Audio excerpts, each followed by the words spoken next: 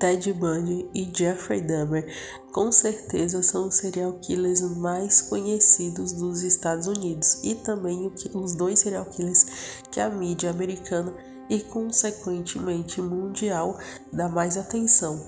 A gente percebe isso na verdade, observando tanto de filmes, livros e documentários que existem sobre os dois. E nesse vídeo especificamente eu quero chamar a atenção para um detalhe. Geralmente a gente ouve muito que o Jeffrey Dahmer foi um serial killer único, que ele não teve comportamento semelhante a outros serial killers, mas será que é verdade? Nesse vídeo aqui eu vou te mostrar alguns comportamentos e semelhanças e coincidências entre ele e o Ted Bundy. Sim, gente, eu sei que o Jeffrey Dahmer, durante o julgamento dele, ele tinha um comportamento diferente do Ted Bundy em frente às câmeras também. E eu também sei que os crimes que os dois cometiam também eram diferentes, as vítimas, o perfil era totalmente diferente. A discussão não é essa. Quando a gente comparar serial killers, geralmente a gente tem que ir pelos pormenores, porque é nos pormenores que você acha as semelhanças, e é isso que eu tô querendo mostrar para vocês hoje. Bem, a primeira semelhança entre os dois é que ambos falaram publicamente em entrevistas que não sofreram nenhum tipo de abuso na infância.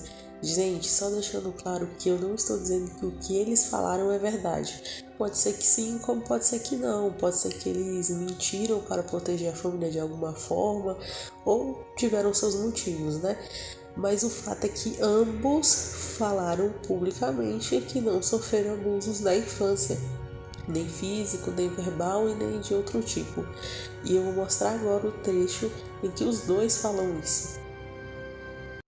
Were you molested? Never. In your childhood, you have any memories of anything that you would associate with what you became?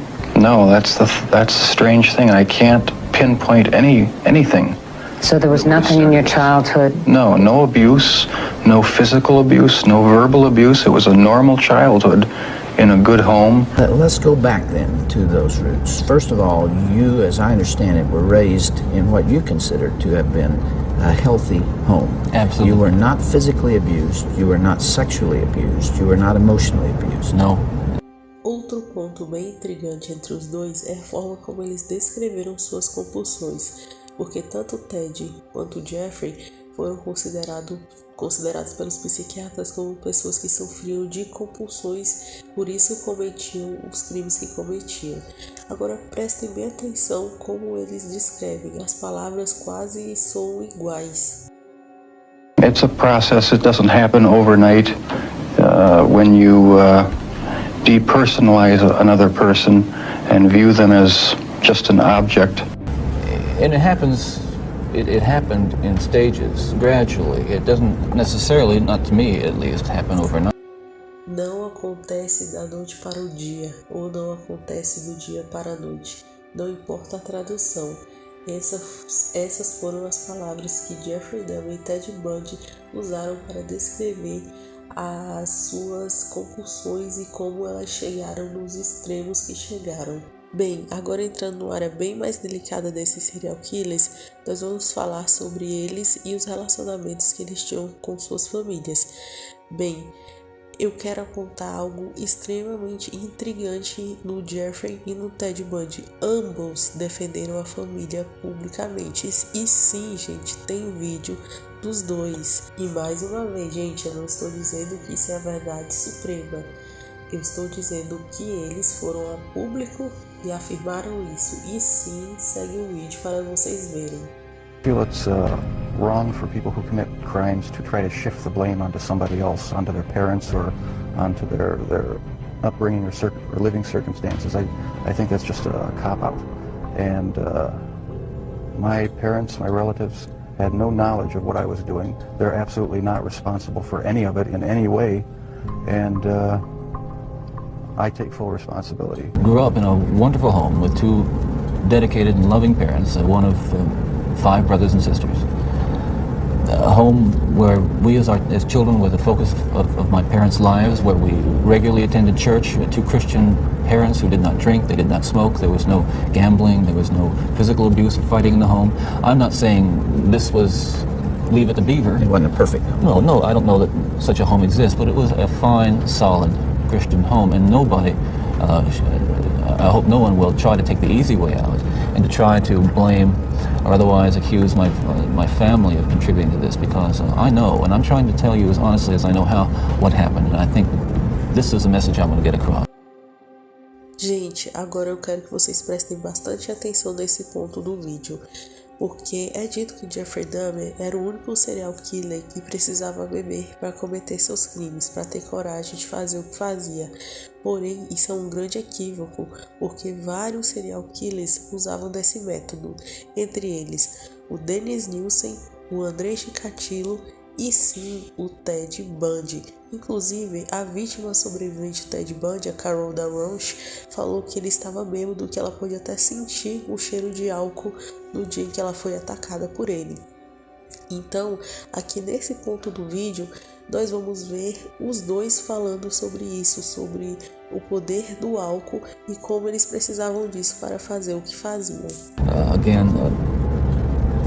Another factor here that I haven't mentioned is the use of alcohol, but I think that what alcohol did, in conjunction with, let's say, my exposure to pornography, was alcohol reduced my inhibitions. At the same time, the fantasy lives that were fueled by pornography eroded them further. In the early days, you were nearly always about half drunk when you did these things, is that right? Yes. Was that always true?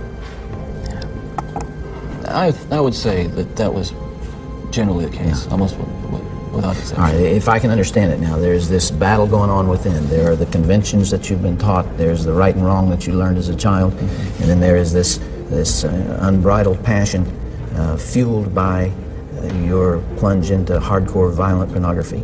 And those things are at war with each other. Yes. And then with the alcohol diminishing the inhibitions, you let go. Well, yes, and you can summarize it that way, and that's accurate, sir. What role does alcohol play in Mr. Dahmer's situation, and how did that interface with his paraphilia and with his character? Well, in Mr. Dahmer's case, his drinking was very important in understanding the crimes with which he's charged. The way that paraphilic offenders who aren't character disordered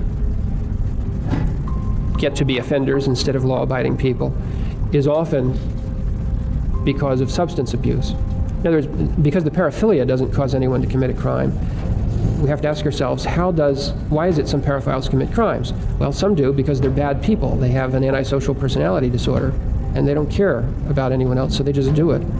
Some do because they're alcoholic, and they lower their inhibitions with drinking and then do these things they want to do. Others for other drugs or for other personality disorders. But it's not because of the paraphilia. It's because of these other problems that lower their inhibitions or that cause them not to have any inhibitions in the first place, that they'll commit the crimes merely to satisfy themselves sexually. In Mr. Dahmer's case, I think the key element as to why he did not confine himself to fantasy and masturbation is that he was also drinking very heavily. Because of his alcohol abuse, he was often lowering his inhibitions, and in that state would find it capable to engage in a series of things that without drinking were very difficult for him. Outro ponto semelhante entre os dois é que os dois eram viciados em pornografia. Apesar de ambos não culparem esse vício por seus crimes, hoje em dia sabemos o quanto esse tipo de exposição a esse tipo de vídeo e conteúdo pode ser negativo para as pessoas. Jeffrey não culpou de forma nenhuma e Ted chegou a fazer um alerta. And the person to blame is sitting right across from you. That's the only person. Not parents, not society, not pornography. I mean, those are just excuses. Tell you that I'm not blaming pornography, and not saying that it caused me to go out and do certain things. And I take full responsibility for whatever I've done and all the things that I've done. That's not the question here. The question and the issue is how this kind of literature contributed and helped mold and shape the kinds of violent behaviors. Gente, e outra coisa extremamente importante envolvendo Jeffrey Dahmer e Ted Bundy é o relato das vítimas sobreviventes deles. No caso do Jeffrey, o Tracy Edwards, e do Ted Bundy, a Carol DeRoche. Gente, a forma como eles abordaram e agiram com as duas vítimas sobreviventes e a forma também como as vítimas conseguiram sobreviver é assim assustadoramente parecidos. Não dá nem para me contar nesse vídeo. Eu tenho um vídeo único, só relatando os mínimos detalhes e mostrando também em vídeo o relato das vítimas reais, tá ok? Se você ainda não assistiu esse vídeo no canal, se prepara porque eu vou publicar ele, vou publicar inclusive após esse vídeo aqui, tá bom? Já para vocês ficarem no ritmo dos dois vídeos. Então vai ser um vídeo exclusivo só para mostrar a semelhança que foi o ataque do Jeffrey e do Ted às vítimas que sobreviveram a eles. Agora, uma particularidade bizarra entre os dois é que Jeffrey Dahmer costumava guardar o crânio de suas vítimas e algumas pessoas acreditam que isso se devia ao excessivo sentimento de solidão que ele tinha. Porém, o que quase ninguém sabe é que Ted Bundy fazia o mesmo. Ele também guardava o crânio de suas vítimas e muitas vezes deixou guardado até no seu quarto.